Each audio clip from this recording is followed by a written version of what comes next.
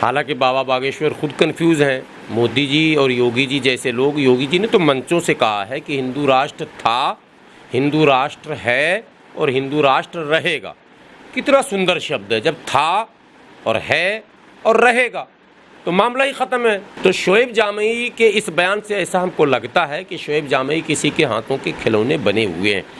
उनको पढ़े लिखे हैं, उनको इस तरह का बयान तो देना ही नहीं चाहिए। माफ़ी महिला से नहीं, पूरे देश से मांगनी चाहिए, मुसलमानों से भी मांगनी चाहिए और हम मंगवाएंगे, ये भी मैं आज आपको बता दूं। तो बड़ी जिम्मेदारी के साथ कह सकता हूं कि भारत के मुसलमानों की सोच से इतर ये सोच रखते हैं। नमस्कार, आप देख रहे हैं हेडलाइंस इंडिया। मेरा नाम है विनोद शर्मा।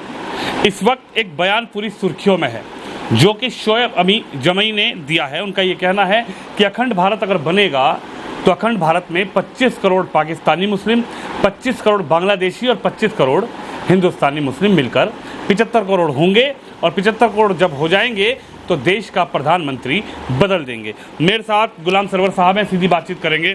साहब, इस बयान को आप कैसे देखते हैं? वो कह रहे हैं 25 करोड़ पाकिस्तान से आ जाएंगे, 25 करोड़ बांग्लादेश के मिल जाएंगे और 25 करोड़ तो हिंदुस्तानी मिल जाएंगे, तो हमारा 75 करोड़ का बहुमत हो जाएगा, हम देश का प्रधानमंत्री फिर मुसलमान चुनेंगे। आप कैसे देखते हैं इस बयान को? देखिए, इसका जो है आपको ये देखना हो कि बयान किस संदर्भ में उन्होंने दिया। किसी भी बयान को उसका विश्लेषण जो है वो सीधे सीधे नहीं हो सकता है। जब आप किसी के बयान पर कोई कमेंट्स करते हैं, तबसरा करते हैं, जब उस पर विश्लेषण करते हैं तो उसका संदर्भ जानना चाहिए। संदर्भ ये था कि बाबा बागेश्वर के हिंदू राष्ट्र पर सवाल किया गया था कि बाबा बागेश्वर कह रहे हैं कि ये देश हिंदुओं का है और हम हिंदू राष्ट्र बनाएंगे। एक सवाल है। हालांकि बाबा बागेश्वर खुद कंफ्यूज हैं। मोदी जी और योगी जी जैसे लोग, योगी जी ने तो मंचों से कहा है कि हिंदू राष्ट्र था, हिंदू राष्ट्र है और हिंदू राष्ट्र रहेगा। कितना सुंदर शब्द है, जब था और है और रहेगा तो मामला ही ख़त्म है। अब जब था, है और रहेगा हो चुका घोषित, तो फिर बनाएंगे ये शब्द तो विचित्र है ना। जब मेरे पास ये मोबाइल पहले भी था, आज भी है, कल भी रहेगा, तो अब खाक बनाएंगे हम? वो तो है ही मेरे पास मौजूद। मकान था भी, है भी और रहेगा भी, तो हम फिर नया क्या बनाना चाह रहे हैं? तो वो कौन सा हिंदू राष्ट्र है जो बाबा बागेश्वर बनाना चाह रहे हैं? ये एक सवाल था वहाँ पर। उसी क्रम में ये सवाल आया कि बाबा बागेश्वर जहाँ एक तरफ ये कहते हैं कि हम हिंदू राष्ट्र बनाएंगे, वहीं बाबा बागेश्वर ये भी कहते हैं हम अखंड भारत भी बनाएंगे। तो ये दोनों काम जो है वो एक विपरीत है दोनों के। अखंड भारत अगर यदि आप बनाएंगे तो फिर हिंदू राष्ट्र संभव नहीं है। अखंड भारत की कुल जनसंख्या जो होगी, अखंड भारत में शोएब जामई तो थोड़ा सा चूक गए। उन्होंने पाकिस्तान बांग्लादेश का नाम लिया, अफगानिस्तान का नाम नहीं लिया। अखंड भारत का पार्ट अफगानिस्तान भी है। वो अफगानिस्तान जो भारत के इतिहास का एक अटूट पार्ट बना हुआ है। जब आप मुग़ल की चर्चा करते हैं, जब आप गौरी वंश की चर्चा करते हैं, जब आप सूरी वंश की चर्चा करते हैं, तो ना चाहकर भी अफगानिस्तान की चर्चा होती है। और इससे इतर जब आप हिंदू इतिहास को उलटते हैं पुराने, तो उसमें भी अफगानिस्तान का नाम आता है। तो अगर अखंड भारत की परिकल्पना आपकी है तो आपको हिंदू राष्ट्र वाला शब्द त्यागना होगा। और हिंदू राष्ट्र की अगर परिकल्पना कुछ है, कोई प्लान नया है योगी जी से अलग, योगी जी ने तो कहा था, है, रहेगा, लेकिन अगर अलग कोई प्लान है तो फिर अखंड भारत की बात छोड़नी होगी। दोनों बात आप करते हैं, ऐसा लगता है जैसे आप देश के लोगों को दिग्भ्रमित कर रहे हैं, गुमराह कर रहे हैं, कंफ्यूज कर रहे हैं। आप न हिंदू राष्ट्र बनाना चाहते हैं, आप न अखंड भारत बनाना चाहते हैं, न आप विश्व गुरु बनाना चाहते हैं। आप इस देश को सांप्रदायिकता के आग में झोंकना चाहते हैं। सांप्रदायिकता का बयान तो शोएब साहब दे रहे हैं। वो कह रहे हैं कि मुस्लिम जब हो जाएगा तो लोग लंगोट उठा के यहाँ से भागेंगे। इस बयान को आप क्या कहेंगे? किसके विषय में वो कह रहे हैं कि लंगोट उठाकर यहाँ से उनको भागना पड़ेगा? आप क्या समझते हैं इसको? देखिए, आप जानकार हैं, मैं आज पहली मर्तबा आपसे मिला हूँ, लेकिन इस बयान में ये शब्द क्या उन्होंने जो जोड़ा है कि लंगोट उठा के लोग हिंदुस्तान से भागेंगे जब एक मुस्लिम प्रधानमंत्री हिंदुस्तान का बनेगा। शोएब जामई के इस बयान की पूरे देश के मुसलमान निंदा कर रहे हैं। ये पहले आपको मैं बता दूं, आप सोशल मीडिया पर अगर होंगे तो जो बुद्धिजीवी वर्ग है, गंभीर जो तबका है, और जो वाकई सामाजिक कार्यकर्ता हैं, जिनको सामाजिक कार्यकर्ता कहते हैं, और धार्मिक कार्यकर्ता भी मैं इसमें इंक्लूड करूं, वो तमाम लोग हंस रहे हैं इस बयान को देखकर कि जहां तक अखंड भारत के ऊपर जो तर्क दिया शोएब जामई ने, वहाँ तक तो हम भी सहमत हैं कि भाई जब इतनी बड़ी आबादी इंक्लूड होगी तो जाहिर सी बात है कि बैलेंस जो है बढ़ेगा। तो अगर 100 जातीय या 100 धर्मी प्रधानमंत्री चुनने की बात अगर आ जाएगी, जो कि दुर्भाग्यपूर्ण होगा, नहीं होना चाहिए, तो मुसलमान प्रधानमंत्री बनेगा। लेकिन वो जो दूसरा इसका पूरक शब्द है कि जिस दिन ऐसा हो जाएगा तो फिर लोग लगों उठाकर भागेंगे, ये शब्द और गिरिराज जी का शब्द और कुछ और जो भाजपा के नेताओं के शब्द हैं, ये दोनों में समानता दिख रहा। गिरिराज जी भी कहते हैं कि हिंदू राष्ट्र होगा और मुसलमानों को पाकिस्तान जाना पड़ेगा या कब्रिस्तान जाना पड़ेगा। आज तो उन्होंने कल परसों एक और बयान दे दिया है कि क्या कहते हैं, बापू के जो हत्यारे हैं गोडसे के बारे में, कि वो कोई आक्रांता नहीं था, वो हमारे ही समाज का आदमी था, उसने कोई गलत नहीं किया, इत्यादि इत्यादि, ये सब बयान है। तो शोएब जामई के इस बयान से ऐसा हमको लगता है कि शोएब जामई किसी के हाथों के खिलौने बने हुए हैं। उनको पढ़े लिखे हैं, उनको इस तरह का बयान तो देना ही नहीं चाहिए। परिणाम ये हुआ कि ये बयान के बाद आपने उन चैनलों का दृश्य भी देखा जहां अभी एक मैं उस पर भी आऊंगा, हाँ मामला हो रहा। तो बड़ी जिम्मेदारी के साथ कह सकता हूं कि भारत के मुसलमानों की सोच से इतर ये सोच रखते हैं। भारत का मुसलमान जो भारत का मूल निवासी है, और दावे के साथ मैं कहता हूं दुनिया के सभी इतिहासकारों को सामने बैठाकर मैं प्रूफ करने के लिए तैयार हूं कि भारत का मुसलमान 99.9% भारत का मूल निवासी है, कदीम बाशिंदा है, कोई बाहर से नहीं आया। बाहर से आने का लॉजिक कहीं से सेट नहीं बैठता। बाहर से जो आक्रांता आए थे, जो शासक आए थे, उन्होंने शासन किया। मैं तो उनको भी बधाई देता हूं कि वो लूट कर ले नहीं गए, यहीं दफन हो गए। उनकी इमारतें भी यहीं आज रह गई जो हमारे काम आ रही है, हमारे देश के काम आ रही है। जाता है कि आप भी पहले हिंदू थे, वो लोग आए, उन्होंने तलवार के दम पर टोपी पहना दी, मुस्लिम बना दिया। भारत में रहने वाला तो हर मुस्लिम पहले हिंदू ही था। लेकिन आज ये सवाल क्यों उठता है, नहीं हिंदू कैसे था? हिंदू खुद हिंदू नहीं था पहले। हिंदू से पहले यहाँ बौद्ध धर्म था और पूरा भारत बौद्धमय था। ये इतिहास की बात कर रहा हूँ मैं। और बौद्ध धर्मों को पूरी तरह से तलवार के जोर पर नष्ट किया गया और उसी समय 4 पीठ की स्थापना की गई। आदि शंकराचार्य जो हैं उन्होंने किया। और बौद्ध धर्म जब भारत में जन्मा हुआ धर्म जब पूरी तरह से नष्ट हो गया और हिंदू पूरी तरह से स्थापित हो गया, तो आप क्या समझते हैं मुगल को, बाबर को सपने में भारत दिखा था क्या? सपना देखकर तो बाबर आया नहीं था। इतिहासकारों की बात अगर माने तो बाबर को बुलाया गया था, आमंत्रण दिया गया था। और आमंत्रण निमंत्रण देने वाले कोई मुसलमान नहीं थे, बौद्धिस्ट भी नहीं थे, क्रिश्चियन भी नहीं थे, जैनी भी नहीं थे, हिंदू थे। आप समझ रहे हैं? जो बाबर को निमंत्रण देकर भेजा। पानीपत में पहली लड़ाई होती है और बाबर से लड़ता कौन है? इब्राहिम गर्दी, इब्राहिम लोदी लड़ता, यानी कि लड़ता मुसलमान है और बुलाता हिंदू है। पहली बात समझिए, ये इतिहास को कोई झुटला नहीं सकता है कि महाराणा सागा ने बाबर को बुलाया, नौता भेजकर बुलाया, लेकिन उससे मुकाबला किसने किया? मुकाबला किया इब्राहिम गारदी ने। पानीपत की पहली लड़ाई एकदम महत्वपूर्ण बात है। आपका चैनल बहुत लोग देखते हैं, इसलिए ये इस महत्वपूर्ण बातों को दूर तक जाना भी चाहिए। अब आपको इतिहास के सेकंड स्टेज पर बाबर को खदेड़ता कौन है भारत से? बाबर को खदेड़ने के लिए शेर शाह सूरी जन्म लेता है और अंतोगत्वा भारत की धरती से खदेड़ता बाबर ईरान चला जाता, हुमायूं। और जब तक मन बाबर की औलादों, जिसको आप कहते हैं लोग औरंगजेब की औलादों, अब मैं बताता हूं कौन औलादों, उस पर भी चर्चा हो जाए, तो उस मुगल को खदेड़ता है भारत की धरती से शेर शाह सूरी। कोई हिंदू राजा नहीं खदेड़ सका। ये मैं खुलकर हिंदू मुस्लिम कह रहा हूं, मैं इसका आदी नहीं हूं, मैं कभी नहीं बोलता हूं इस तरह की बातें, लेकिन इतिहास समझने के लिए ये जरूरी है। शेर शाह का दुर्भाग्यपूर्ण घटना में मृत्यु होता है और उसके बाद फिर हुमायूं भारत आता है। हुमायूं फिर भारत आता है और राज स्थापित करता है। हुमायूं जो पुत्र जन्म देता है जिसका नाम अकबर होता है, जिसकी आयु अल्प आयु होती है, और हुमायूं एक दुर्घटना में मारा जाता है। उस समय भी भारत में कई हिंदू राजा और महाराजा हुआ करते थे, वो चाहते, उनको ये सूचना मिल चुकी थी तो वो चाहते तो उसी समय हमला करते और मुगल सल्तनत का अंत कर देते, क्योंकि अकबर 9 साल का था। अकबर की ताजपोशी 13 साल में हो गई। अकबर को राजपूतों का सहारा मिल गया। हल्दी घाटी की लड़ाई हो रही है। महाराणा प्रताप जो वीरों के वीर, शूरवीर और हमारे सिरमौर है भारत के इतिहास में, महाराणा प्रताप से हल्दी घाटी की लड़ाई होती है। इतिहास के जानकारों से पूछ लेना, मिटाने से नहीं मिटेगा।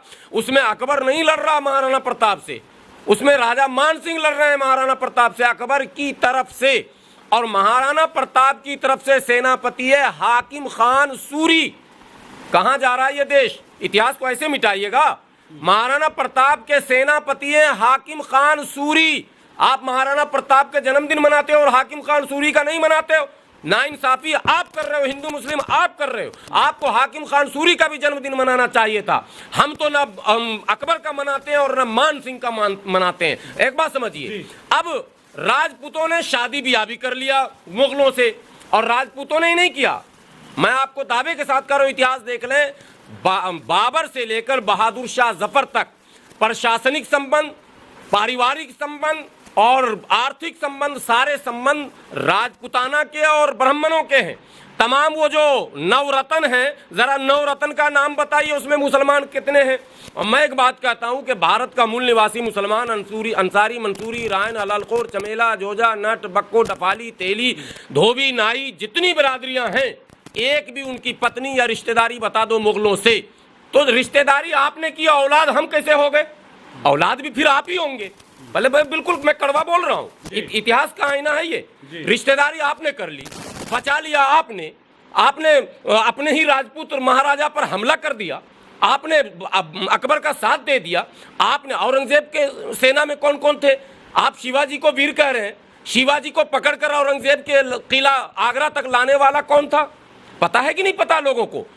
कोई मुसलमान नहीं था जो शिवाजी को बहला फुसलाकर गलत मैसेज देकर कि आपका सम्मान होगा और आप पार्टनरशिप होगा और राजपाट जैसे मराठवाड़ा का इलाका आपको दिया जाएगा इत्यादि इत्यादि कई गलत बातें बताकर शिवाजी को लाया गया। औरंगजेब ने बदतमीजी की, शिवाजी को पिछले लाइन में खड़ा रखा, शिवाजी को कैद किया गया। आपको पता है मतलब नजरबंद, कैद मतलब हथकड़ी नहीं होता, नजरबंद किया गया। वो किस तरह से बाहर आए, ये सब ये काम शिवाजी को लाने वाला भी हिंदू, ये मैं बता रहा हूँ। अच्छा एक बात बताइए, इस्लाम आप जानकार हैं, शोएब जमई ने जो एक चैनल पर, एक चर्चित चैनल पर जो किया, आप उसका क्या आप उसको मानते हैं? आप सही मानते हैं कि आप गलत मानते हैं? आप डिबेट में बैठते हैं बड़े बड़े चैनल पर, मैं आपको देखता हूँ, आप इसको कहाँ तक सही मानते हैं? अरे किसी की निजी जिंदगी है, वो किसी से शादी करे, वो हिंदू से करे, मुस्लिम से करे, उसकी निजी जिंदगी है। लेकिन क्या इस्लाम में लिखा है कि किसी की निजी जिंदगी में दखल देना, वो भी एक ऐसे प्लेटफॉर्म पे जहां पर आपको लाखों लोग देखते हैं? आप इसको कहां तक मानते हैं? इस्लाम में लिखा है किसी महिला की इस तरीके से बेइज्जती कर देना? वो तो जानकार हैं। लेकिन क्या उस दृश्य को देखने के बाद आपको ऐसा नहीं लगता है कि चैनल के सारे लोग भी उसी में मुलव्विस हैं? जिसको आप प्रतिष्ठित चैनल कह रहे हैं, मैं उसको कह रहा हूँ कि महा बेकार चैनल। जिस चैनल में प्रोपेगेंडा किया जाए, जिस चैनल में एक महिला की इज्जत को नीलाम करवाया जाए, उस चैनल के लोगों को आप दोषी नहीं करार देंगे? शोएब जामई तो मुजरिम है ही, लेकिन क्या चैनल वाले मुजरिम नहीं हैं? वो तस्वीर, वो वीडियो नहीं दिखाई देती तो देश को कैसे पता लगता कि शोएब जमई क्या कह रहे हैं? अगर वो वीडियो सामने नहीं वायरल करवाया अमन चोपड़ा ने, नहीं तो सामने आया ना वीडियो, तभी तो आज मैं आपसे बात कर रहा हूँ। आप मुझको थप्पड़ मार दें, अगर वो वीडियो हम दबा दें तो कैसे पता लगेगा? ये मैं आपकी इंसल्ट कर दूं। पहली बात के थप्पड़ या गाली की नौबत क्यों आई? किसी भी सभ्य समाज में डिबेट जो है वो भारतीय समाज का एक हिस्सा। डिबेट का क्या मतलब? वार्ता, बहस, मुबाहसा। हमारे मजहब में भी कहा जाता कि इल्म बेबहस, माल बेतिजारत और मुल्क बेसियासत। अगर मुल्क में सियासत नहीं तो फिर मुल्क क्या? नहीं समझे? और माल में अगर तिजारत नहीं तो माल खत्म हो जाएगा, चाहे जितना भी माल हो, उसको आपको रनिंग में रखना होगा। इसी तरह इल्म में बहस चाहिए, तो बहस ही को डिबेट कहते हैं। उर्दू में बहस कहते हैं, हिंदी अंग्रेजी में हम डिबेट कहते हैं। तो डिबेट तो एक पढ़े लिखे लोगों की पहचान है। अब वहाँ इतनी अभद्रता और नीचता और अमानवीय कृत हो, और वो सारे पैनलिस्ट भी देखते रहें और एंकर भी देखते रहें और वो मैनेजमेंट करने वाले लोग भी देखते रहें तमाशा, तो उनकी भी सहभागिता मानी जाएगी। अगर शोएब जामी मुजरिम है वो तो है ही, लेकिन साथ में अमन चोपड़ा भी मुजरिम है। अमन चोपड़ा को आप क्लीन चिट नहीं दे सकते। शोएब जामी को बचा रहे हैं कहीं ना कहीं। नहीं बचा नहीं रहे हैं, अमन चोपड़ा को जो बचा रहे हैं लोग वो गलत कर रहे हैं। शोएब जामी, अमन चोपड़ा दोनों पर मुकदमा होना चाहिए। अमन चोपड़ा पर तो पहले मुकदमा हो, अगर मैंने मुजरिम बनाया जाए तो नंबर 1 अमन चोपड़ा, नंबर 2 शोएब जामी। तो मीडिया कर्मी एंकरिंग करना छोड़ दें। नहीं, मीडिया कर्मी एंकरिंग कर रहे हैं कि बदतमीजी कर रहे हैं। आप महिला, आपके सामने 2-2 महिला वहां खड़ी है, आपको ये पता नहीं कि माहौल जो है इस तरह का बन रहा, आप डिबेट को घुमा सकते थे। मैं भी डिबेट पर जाता हूं। मेरा कहना है कि मेरे साथ तो कभी नहीं हुआ। हिंदू भी हैं, मुस्लिम भी हैं, संत भी हैं, इतिहासकार भी हैं, महिलाएं भी। वो मतलब भाषा का इस्तेमाल नहीं करते। नहीं, सुबुई खान भी कई बार रह चुकी। आप शोएब जामी तो नहीं है ना? सुबुई भी रही है, गुलाम सरवर है। अमन, मैं कहता हूँ सुबुई भी रही है, वो अंबर जैदी भी रही है, कई नॉन मुस्लिम महिलाएं रही है, माने धर्म गुरु, महिला जो धर्म गुरु हमारी होती हैं वो रही है, हमारे बराबर में रही हैं, और डिबेट्स हुए हैं। आप एजुकेशनल डिबेट करेंगे, हिस्टोरिकल डिबेट करेंगे, या फिर रिलीजियस डिबेट करेंगे। अब जब धर्म की बात आती है, देखिए भावना और क्या कहते हैं वो, एक और क्या शब्द है जो लगाव आपका धर्म के प्रति है, वो आपका निजी है। जब डिबेट में आप हमसे अगर इस्लाम के बारे में कोई सवाल कर लेंगे तो मैं ये कहूँ कि आप चूंकि मुसलमान नहीं, आपका अधिकार नहीं ना, आपका अधिकार है। यदि आपको लग रहा कि इस्लाम के इन चीज़ों में हमें गलत दिख रहा तो आप हमसे पूछेंगे। मेरा धार्मिक कर्तव्य बनता है कि मैं आपको अपने उत्तर से संतुष्ट करूं और ये साबित करूं कि आपकी धारणा गलत है, आप जो सोच रहे हैं वो नहीं, ये है इस्लाम। ये तो हुई बात।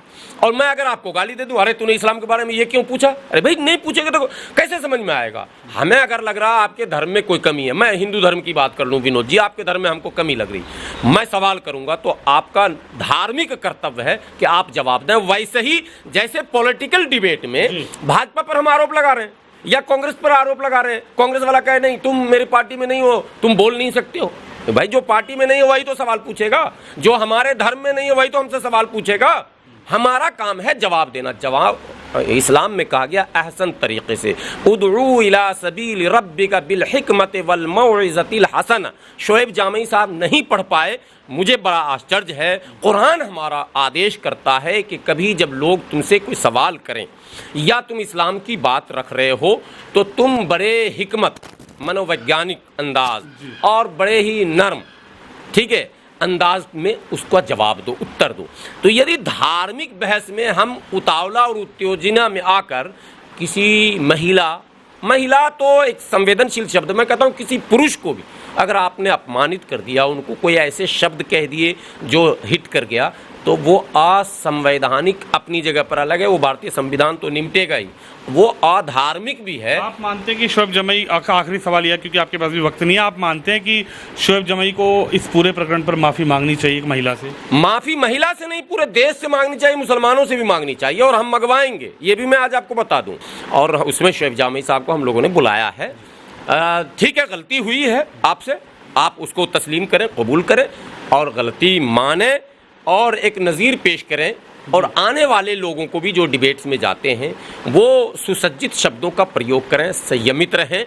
और मेरा कहना है कि ठीक है, एक टोन है, मैं भी बोलता हूँ बड़ा चिल्ला कर, ऐसी बात नहीं कि मैं बड़ा नरम बोलता हूँ, वो टीवी को चाहिए भी, टीआरपी के लिए भी जरूरी होता है। हम लोगों को ये टेक्निकल पता है, चिल्लाकर बोलना भी पड़ता है, कुछ मजबूरियां भी हो जाती हैं जब नोक झोंक होता है, लेकिन एक सीमा है साहब सबकी, उन सीमाओं को हम पार नहीं कर सकते हैं। ये ना समाज मेरी की सामाजिक अनुमति है, न धार्मिक अनुमति है, और संवैधानिक ये है कि संविधान में तो भाई महिला को अगर आप कुछ अपशब्द बकेंगे तो मुकदमा तो आप पर रखना ही रखना है, ठीक है। इस्लाम में तो मरने के बाद मामला है, मरेंगे तब सजा मिलेगा, उसी पर तो बहस हो रही थी, स्वर्ग और नर्क, 72 हूरें इत्यादि इत्यादि, लेकिन ये जवाब इन लोग नहीं दे सके संतोषजनक। देखिए धर्म जितने भी हैं, हिंदू धर्म में भी आस्था, नर्क में जाएंगे, अगर पाप करेंगे तो नर्क में जाएंगे, पुण्य करेंगे तो स्वर्ग में जाएंगे। जाहिर सी बात है, स्वर्ग की जब स्वर्ग का जब तसव्वुर आता है मन में तो लगता है स्वर्ग का मतलब स्वर्ग है। भाई लोग उदाहरण देते हैं, अरे उनका मकान देखो ना, लग रहा जैसे स्वर्ग है, कहते हैं मतलब वेल फिटनेस और सारी सहूलतें और सारी सुविधाएं सुसज्जित, जैसे 5 स्टार कल्चर को हम स्वर्ग से उसका माने तुलना करते हैं, जबकि स्वर्ग की जो असल धारणा है जो संतों के द्वारा हम लोग सुनते हैं वो उससे बहुत ऊंचे लेवल का है। तो जाहिर सी बात है कि मनुष्य की ज़रूरतों की जितनी चीज़ें हैं वो खाने पीने, पहनने ओढ़ने, भोग विलास, सब कुछ इंक्लूडिंग टू ऑल, जो जन्म से मर मृत्यु तक इंसान जिन जिन चीज़ों से, उन्हीं चीज़ों को सामने रखकर स्वर्ग और नर्क बनाया गया कि यदि ऐसा करोगे जलाए जाओगे आग। अब दृश्य देखा, एक मकान में आग लगा, यार किस तरह से जल गया, एक नर्क का खाका खींचा गया, भाई ये नर्क में ये होगा वो होगा, सर्प दंश कर लेगा तो शेर काट लेगा तो प्लस जो भी है। ये केवल इस्लाम में नहीं है, ये हिंदू धर्म में भी है, जैनिज्म में भी है, क्रिश्चियनिटी में भी है, सिखिज्म में भी है, और जिसमें नहीं है, एक बड़ी बात आज आपको बोल दूं, जिसमें नहीं है वो धर्म विलुप्त हो जा रहा है। जिस धर्म की चर्चा मैंने आपके सामने की थी, बौद्धिज्म में नहीं है, मैंने मरने के बाद क्या होगा इसका कोई तसव्वुर नहीं है, इसीलिए वो धर्म स्वीकारा जा रहा है। कानून का डर नहीं हो कि अगर गलत करेंगे तो पकड़े जाएंगे, पुलिस पिटाई करेगी, जेल में डाल देगी जी। और सम्मान नहीं हो कि अच्छा काम करेंगे तो पद्म विभूषण, पद्म श्री और वो भारत रत्न और इत्यादि इत्यादि मेरा नाम होगा, मुझे सम्मान मिलेगा, महामहिम मेरे हाथ में पुरस्कार देंगे। महामहिम प्रथम व्यक्ति होते हैं ना देश के। तो लोग उस माने लालच और भय, शौक और खौफ, लालच और भय, ये जो मानव प्रवृत्ति है ना, ह्यूमन नेचर है, इन दोनों के बीच ही घूमता है। भय अगर नहीं होगा, भय मुक्त हो जाएगा, डर नहीं है कानून का।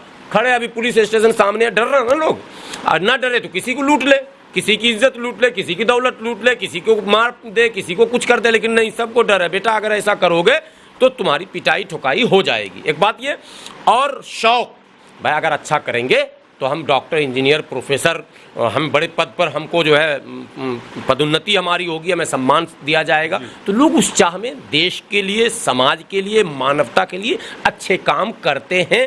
ठीक यही थ्योरी धर्म से है कि धर्म जो है वो इनफरादी जीवन में कहता है कानून से तो तुम डर रहे हो बेटा, कानून में तो तुमको ये जुगाड़ है कि पुलिस नहीं देखेगी या सरकार नहीं पहचानेगी, लेकिन भगवान जो है वो सर्वव्यापी है, ईश्वर, वो सब जा, वो कहता है ना ऊपर वाला देख रहा। ये एक धर्म का लॉजिक है। इस पर सिंपल सा बहस था, अब इसमें गाली गलौज मारपीट है ही नहीं साहब। बिल्कुल ठीक है ये चीज़। तो गुलाम सरवर जी हमारे साथ मौजूद हैं, और हालांकि आज थोड़ा वक्त कम था, लेकिन गुलाम सरवर जी का ये कहना है कि शोएब जमई से बातचीत हो रही है, किसी भी महिला के अपमान को किसी भी तरीके से सही नहीं ठहराया जा सकता। हालांकि डिबेट हो रही थी, अपनी बात रखने का हक सभी को है, गुलाम जी भी डिबेट में बैठते हैं, लेकिन जो भी इस प्रकरण में हुआ उस पर बातचीत हो रही है, उस पर मंथन हो रहा है, और इसको लेकर एक बड़ा, एक कह सकते हैं कि एक नैरेटिव सेट किया जाएगा कि बहस अगर हो, डिबेट अगर हो, तो किस तरीके से माहौल बना रह सके। आप भी इस खबर पे, इस वीडियो पर अपनी राय रखिए, इस वीडियो को शेयर जरूर करिए। कैमरामैन शिवम यादव के साथ विनोद शर्मा, दिल्ली से।